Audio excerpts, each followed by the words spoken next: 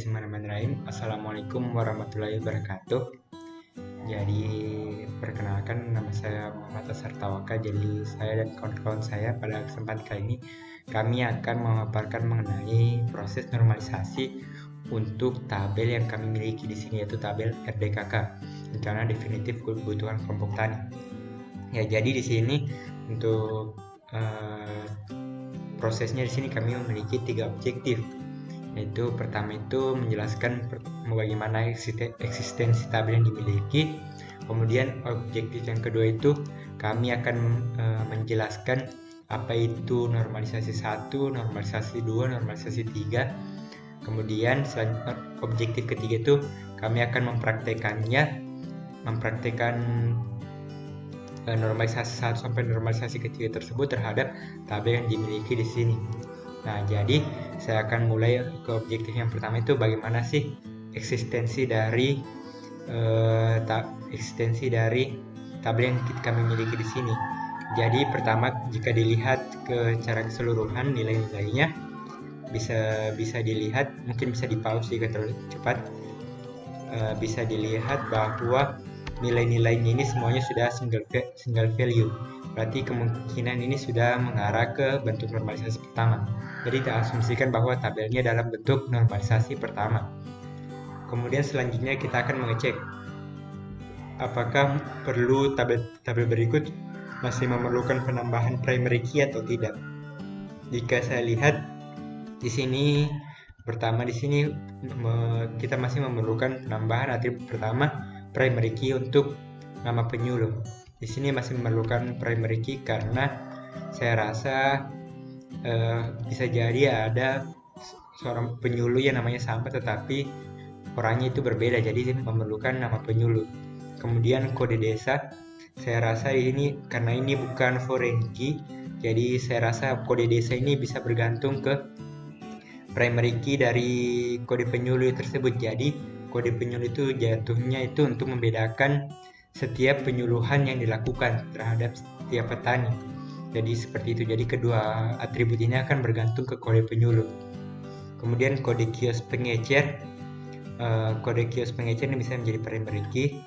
Kemudian nama kios pengecer ini akan bergantung ke kode kios pengecer. Jadi saya rasa di sini masih aman. Jadi sejauh ini cukup satu primary key. Kemudian Poktan di sini saya rasa perlu ditambahkan primary key. Mengapa demikian? Karena ini untuk mencegah apabila ada poktan yang namanya sama tetapi sebenarnya poktan tersebut berbeda. Jadi kita akan menambahkan ID poktan yang baru. Nah, ID poktan ini bisa saja mengikat nama poktan dengan gapoktan di sini. Jadi sejauh ini kita akan menambahkan 2 primary key. Kemudian habis itu nama petani saya rasa tidak perlu ditambahkan ID petani. Mengapa demikian? Karena sudah ada KTP yang dapat mewakili nama petani tersebut. Kemudian tempat lahir, tanggal lahir, nama ibu kandung, alamat, semua ini akan terikat dengan primary key KTP. Kemudian subsektor, apakah subsektor ini terikat dengan salah satu atribut? Saya rasa tidak. Mengapa saya bilang dia tidak terikat? Bisa dilihat di nama petani berikut. Saya punya salah satu petani yang bernama seperti berikut. Jika dicek namanya itu, dia di sini subsektornya ini bisa dilihat bahwa subsektornya itu tidak terikat ke si petani. Karena dia di sini memiliki 2 subsektor, jadi saya rasa subsektor ini tidak terikat langsung dengan petani. Kemudian subsektor juga tidak terikat dengan nama poktan, jadi saya rasa subsektor ini akan dibiarkan saja seperti itu dulu. Dan kemungkinan kita kembalikan datanya terlebih dahulu. Mana tadi ya itu, kita kembalikan. Kemudian jika kita lihat ke subsektor ini, saya rasa sudah tidak memerlukan ID karena sudah jelas tujuannya untuk apa. Untuk sebagai pembeda saja sudah jelas di sini, jadi saya rasa tidak perlu penambah subsektor. Kemudian komoditas ini saya lihat kayaknya ini berasal seperti hasil input data atau seperti semacam formulir lah seperti itu. Jadi saya rasa dia tidak terikat oleh atribut yang lain. Kalaupun terikat, mereka nanti akan terikat ke composite key. Jadi seperti itu. Jadi berdasarkan penglihatan saya, jadi kelihatannya tabel ini masih memerlukan dua primary key lagi, yaitu kode penyuluh sama ID Gapoktan.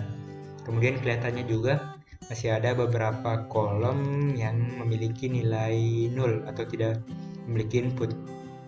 Jadi saya rasa nilai 0 nanti itu perlu ditangani. Jadi karena masih ada nilai 0 dan juga masih ada primary key yang perlu ditambahkan, maka bisa disimpulkan bahwa eksistensi untuk tabel berikut itu mengarah ke normal ke-1, tapi belum sepenuhnya menjadi tabel normal ke-1. Jadi seperti itu. Jadi selanjutnya akan dijelaskan bagaimana proses normalisasinya. First normal form. Suatu tabel dikatakan first normal form jika dan hanya jika setiap atribut dari data tersebut hanya memiliki nilai tunggal dalam satu baris. Normalisasi pertama adalah menghindari adanya data lari atau array pada atribut serta membuang potensi terjadinya redundansi atau pengulangan data di dalam entitas code atau tabel yang memiliki primary key. Redundansi ini adalah situasi yang terjadi dalam sistem basis data dan melibatkan pembuatan duplikat data yang tidak disengaja yang tidak diperlukan untuk fungsi basis data. Cara melakukan normalisasi pertama adalah mengumpulkan seluruh entitas yang memiliki primary key. Pada tahap ini dilakukan penghilangan beberapa grup elemen yang berulang agar menjadi satu harga tunggal yang berinteraksi di antara setiap baris pada suatu tabel, dan setiap atribut harus mempunyai nilai data yang atomik atau bersifat atomic value. Ketentuan normalisasi database bentuk pertama first normal form. Pertama itu atribut harus bernilai tunggal, tidak bernilai ganda. Tambahkan atribut yang diperlukan, terutama calon primary key, dan hapus atribut yang tidak diperlukan. Contoh first normal form. Gambar di samping ini merupakan jika diibaratkan tabel berisikan kumpulan data mahasiswa dan mata kuliah dalam satu relasi. Relasi di atas merupakan sampel yang didapatkan untuk dianalisis berdasarkan pendekatan normalisasi basis data untuk bentuk pertama first normal form. Tahapan pembuka dapat dilakukan dengan menggunakan teknik normalisasi bentuk tahap 0 atau tabel belum normal anormalis untuk memudahkan analisa tahap pertama first normal form. Nah, perhatikan gambar di atas. Berdasarkan tabel universal yang didapatkan, kita dapat menguraikan satu persatu kolom menjadi atribut-atribut tabel basis data, di mana di dalam gambar tersebut kita dapat mendefinisikan atribut tabel seperti NIM sebagai NIM, nama sebagai nama, kode matkul sebagai kode mata kuliah, matkul sebagai mata kuliah, waktu pertama sebagai waktu, dan waktu 2 sebagai waktu. Gambar di atas ini masih contoh normalisasi database mata kuliah per mahasiswa belum normal.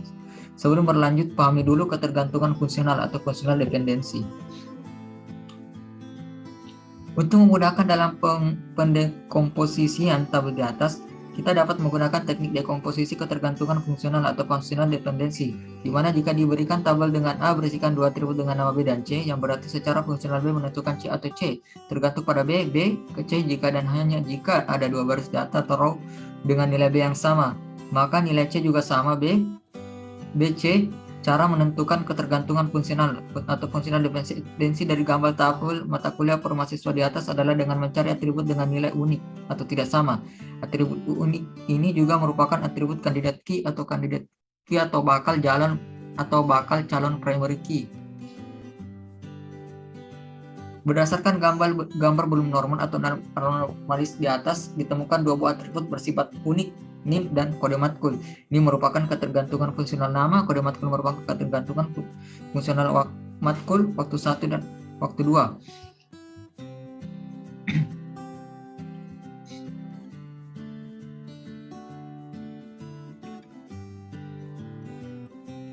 Kembali lagi dalam ketentuan bentuk normal pertama atau normal form.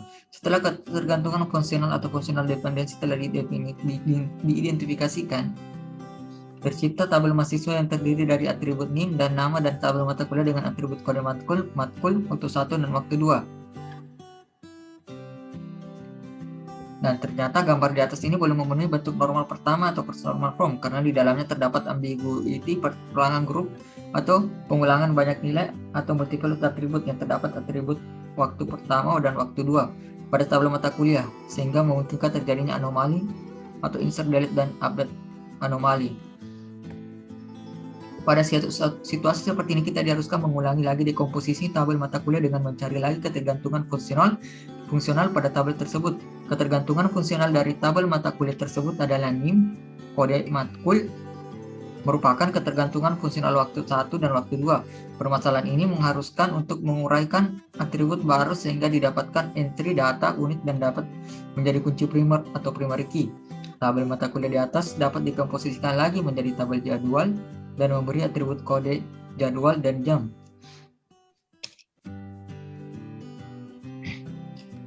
Setelah dekomposisi diuraikan, dapat disimpulkan bentuk normalisasi basis data bentuk pertama terhadap tabel atau relasi mata kuliah per mahasiswa ini terdiri dari atribut NIM, nama, kode matkul, kode jual, dan jadwal. Perhatikan gambar contoh tabel yang memenuhi normalisasi bentuk normalisasi pertama per normal form berdasarkan tabel universal kumpulan data mata kuliah per mahasiswa berikut ini. Jika dan hanya jika domain dari setiap atribut pada tabel database mahasiswa di atas hanya berisi nilai bersifat atom atau elemen terkecil atau tidak dapat diuraikan lagi, maka tabel tersebut telah memenuhi untuk normalisasi basis data bentuk pertama atau first normal form dan dapat dilanjutkan ke bentuk normal kedua jika diperlukan. Artinya, dalam aturan dan tabang perancangan basis data dengan pendekatan teknik normalisasi basis data tidak harus memenuhi semua tahapan bentuk awal hingga akhir normalisasi, di mana jika normalisasi basis data pada bentuk normal tertentu dapat memenuhi aturan BCNF atau Boyce Code Normal Form, maka basis data tersebut dikatakan efisien dan baik. Sekian dari saya. Assalamualaikum warahmatullahi wabarakatuh. Selanjutnya, saya akan menjelaskan tentang contoh dari normalisasi pertama. Berikut adalah tabel yang akan kita lakukan normalisasi. Bisa dilihat atribut yang ada pada tabel ini. Untuk hasil di normalisasi pertamanya, yaitu sebagai berikut. Bisa dilihat pada tabel ini, setiap atributnya tepat memiliki satu nilai di tiap barisnya.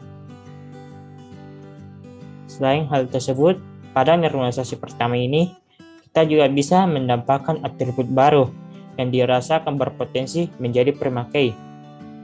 Atribut yang kita tambahkan, yaitu yang pertama ada kode penyuluhan, dan yang kedua ada ID poktan. Bisa dilihat pada tabel sebelum normalisasi, tidak terdapat sama sekali atribut kode penyuluhan dan ID poktan. Lalu, mengapa kita menambahkan dua atribut yang tadi, yaitu kode penyuluhan dan ID poktan?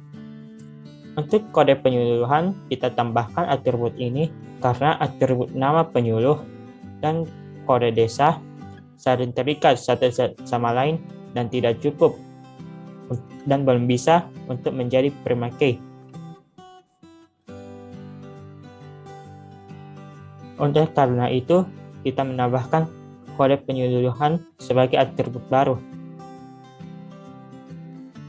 dan sebagai prima key dari nama penyuluhan, nama penyuluh, dan kode desa. Lalu untuk yang kedua yaitu ID poktan, kita tambahkan atribut ID poktan karena atribut gapoktan dan atribut nama poktan saling terikat satu sama lain serta juga tidak bisa menjadi prima key. Maka dari itu kita membutuhkan atribut yang baru, yaitu ID poktan sebagai prima key. Terus seterusnya, kenapa gapoktan memiliki nilai 0? Karena pada tabel sebelumnya tabel gapoktan sendiri memiliki nilai yang kosong. Maka dari itu pada normalisasi pertamanya kita tulis nilai 0 pada tabel gapoktan. Sekian dari saya teruskan ke penjelasan selanjutnya.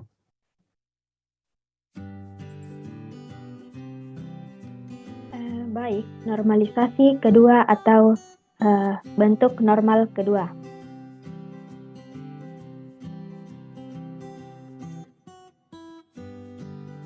Bentuk normal kedua didasari atas konsep tergantung fungsional sepenuhnya yang dapat didefinisikan sebagai berikut. Jika A dan B atribut-atribut dari suatu relasi, B dikatakan tergantung fungsional sepenuhnya terhadap A, jika B tergantung fungsional terhadap A, tetapi tidak secara tepat memiliki ketergantungan fungsional himpunan bagian dari A. Suatu ketergantungan fungsional AB adalah ketergantungan fungsional sepenuhnya jika perpindahan beberapa atribut dari A menghasilkan tepat satu pasangan pada atribut B. Suatu ketergantungan fungsional AB adalah ketergantungan fungsional sebagian jika ada beberapa atribut yang dapat dihilangkan dari A sementara ketergantungan tersebut tetap berfungsi.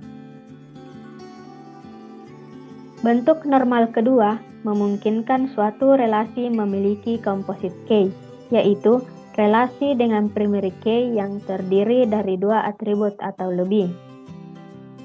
Suatu relasi yang memiliki single atribut atau primary K-nya secara otomatis menjadi normalisasi atau bentuk kedua. Syarat normal kedua. Yang pertama, bentuk data telah memenuhi kriteria bentuk normal ke-1. Kedua, atribut bukan non-K haruslah memiliki ketergantungan fungsional sepenuhnya pada kunci utama atau primary K, sehingga untuk membentuk normal kedua sudah ditentukan primary K-nya. Primary K tersebut harus lebih sederhana, lebih unik, dapat mewakili atribut yang lain yang menjadi anggotanya, dan lebih sering digunakan pada tabel relasi tersebut. Contoh normalisasi kedua. Misal, nama mahasiswa memiliki ketergantungan fungsional pada NIM. NIM sudah tentu memiliki nama, karena untuk satu nilai NIM hanya diperoleh satu nama, tetapi tidak sebaliknya. NIM tidak memiliki ketergantungan fungsional pada nama karena untuk satu nama boleh jadi dimiliki oleh beberapa orang mahasiswa sehingga diperoleh beberapa NIM. Sekian dari saya.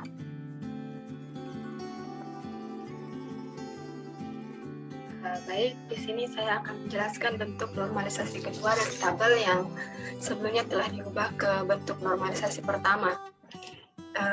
Sebelumnya, bentuk normalisasi pertama adalah sebagai berikut, mana belum ada primary key yang diambil dari atribut-atribut dari tabel tersebut. Kemudian dilakukan normalisasi kedua, di mana atribut yang bukan merupakan atribut kunci atau non-key akan bergantung secara fungsional terhadap kunci utama atau primary key. Jadi berdasarkan tabel normalisasi pertama ini, atribut yang dapat dijadikan atribut kunci adalah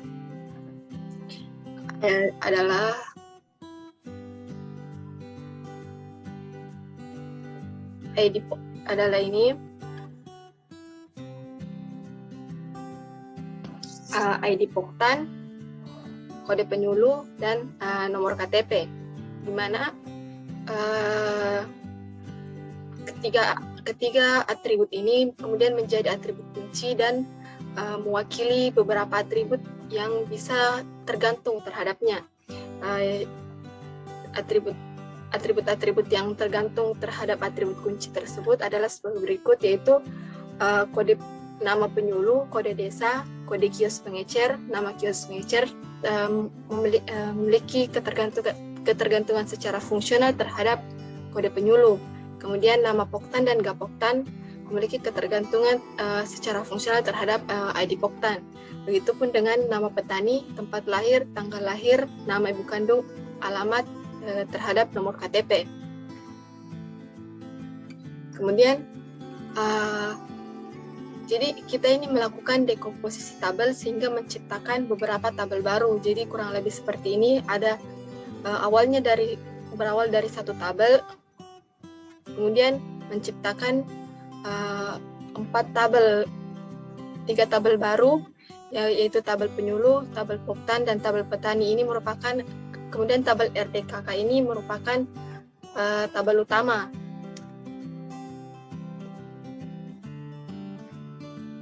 Di mana atribut-atribut kunci tersebut mewakili tabelnya masing-masing sebagai foreign key dengan ID poktan dari tabel poktan, kode penyuluh dari tabel penyuluh, dan nomor KTP dari tabel petani. Kemudian menghasilkan tabel RDKK seperti ini. Jadi ini adalah bentuk tabelnya. Ini adalah tabel poktan dengan data-data diambil dari tabel yang ini.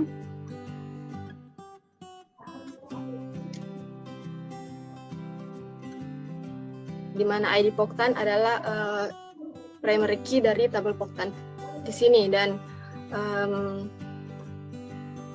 tabel penyuluh, kode penyuluh sebagai primary key.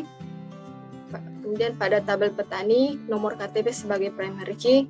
Kemudian ketiga primary key tersebut menjadi foreign key yang dimasukkan kepada tabel RDKK. Ketiganya mewakili informasi dari atribut yang memiliki ketergantungan fungsional terhadap primary key terhadap ketiga atribut kunci ini.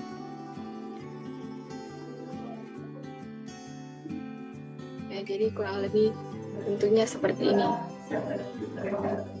Jadi perubahan bentuk tabel normalisasi pertama ke normalisasi kedua ada kurang lebih seperti itu. Jadi sekian dan terima kasih. Baik, Assalamualaikum warahmatullahi wabarakatuh.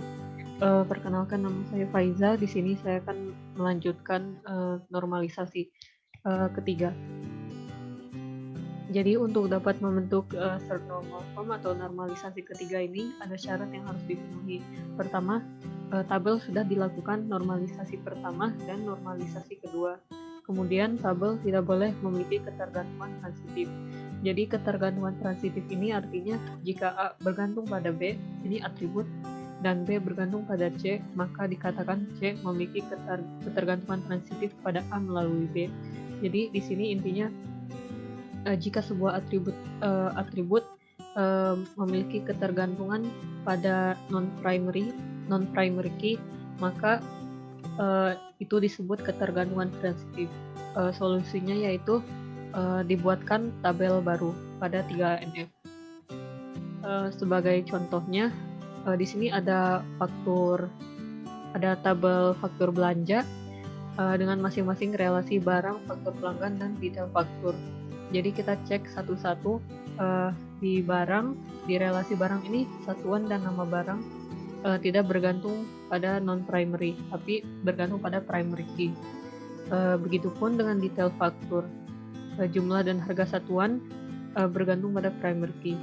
Yang jadi masalah adalah di faktur pelanggan, di mana nomor HP ini merupakan unik atau bersifat berbeda.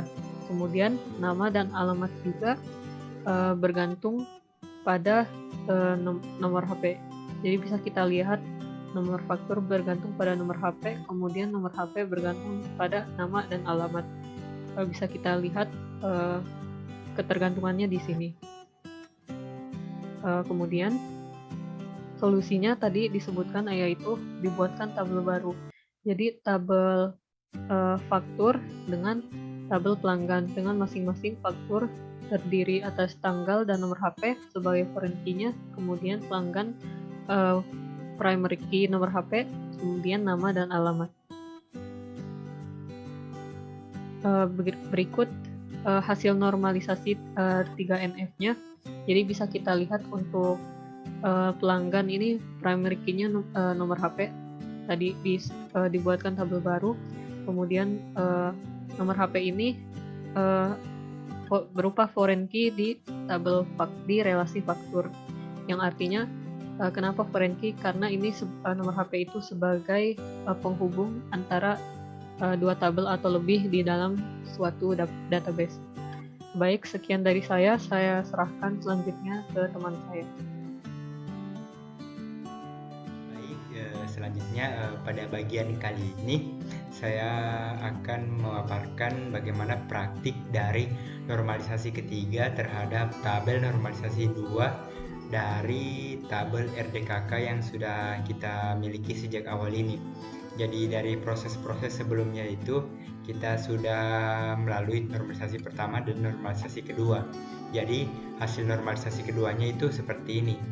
Saya akan perlihatkan kembali, akan memuat data seperti ini. Datanya untuk hasil normalisasi kedua ini untuk tabel yang pertama itu tabel RDKK. Kemudian hasil normalisasi kedua yang lainnya itu tabel Poktan dengan atribut seperti ini, nama Poktan, Kapoktan, dan primary key Poktan. Kemudian ada tabel petani dengan primary key-nya itu KTP dan atribut lainnya yang non primary key yang bisa dilihat. Kemudian ada tabel penyuluh yang mana primary key-nya itu kode penyuluh dan atribut-atributnya seperti ini. Nah, jadi untuk melakukan melakukan normalisasi ketiga, pertama itu kita perlu cek persyaratan dari tabel normalisasi ketiga. Jadi syarat tabel normalisasi yang ketiga itu pertama dia memenuhi normalisasi kedua ya. Jadi karena ini sudah kita peroleh dari hasil normalisasi kedua sebelumnya, jadi bisa kita anggap bahwa tabel yang kita miliki ini sudah memenuhi syarat pertama tersebut. Sekarang kita pindah ke syarat kedua. Jadi syarat keduanya itu tidak boleh ada atribut non primary key yang bergantung terhadap atribut non primary key yang lain. Sekarang kita cek satu persatu pada tabelnya. Jadi kan di sini kita memiliki 4 tabel. Tabel pertama itu kita cek RDKK. Jadi subsektor sini tidak bergantung sama atribut yang non primary key yang lain, sama halnya dengan komoditas, luas lahan, dan lain-lain. Jadi bisa dilihat, jadi bisa dikatakan bahwa untuk tabel ini sudah aman, sudah bebas dari ketergantungan transitif. Artinya tidak ada primary key yang bergantung terhadap non primary key yang bergantung kepada non primary key yang lain. Kita lanjut ke Poktan. Poktan ini juga sudah aman karena kedua atribut ini, nama Poktan dan Kapoktan, tidak saling bergantung satu sama lain. Kemudian sama halnya di petani. Semua atributnya di sini itu tidak ada yang atribut non primary key-nya itu tidak ada yang bergantung dengan atribut non primary key yang lain. Semua itu bergantung kepada primary key-nya itu yang KTP. Jadi tabel petani itu sudah aman. Kita masuk ke penyuluh. Kode desa di sini sudah tidak bergantung kepada non primary key yang lain. Nama penyuluh tidak bergantung kepada non primary key yang lain. Kode kios pengecer tidak bergantung ke non primary key yang lain. Tapi di sini ternyata ada atribut yang bernama nama kios pengecer. Nah, atribut nama kios pengecer ini ternyata dia itu bergantung terhadap kode kios pengecer. Jadi dapat dikatakan bahwa tabel ini tuh belum memenuhi syarat untuk normalisasi ketiga.